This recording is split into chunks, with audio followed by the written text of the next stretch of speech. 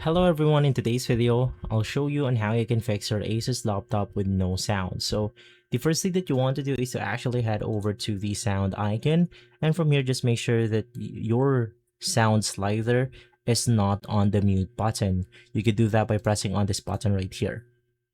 From there, let's head over to this specific option which enables us to select the sound output, and you just want to make sure that you select the output for your main speaker or the speaker from your laptop.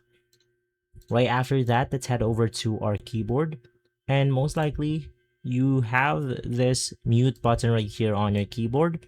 So in order to enable this, you want to press the function button. This is going to be the function key, FN. And while pressing it, you just want to press on this mute button. That will simply unmute the device itself. And you could also press on this volume up button on your laptop. Now, this is going to be a separate one from the actual Windows setting.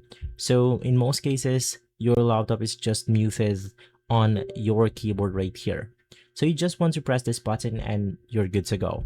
And so guys, if this video has been helpful, leave a like, subscribe, and follow us for more videos like this. Thanks for watching.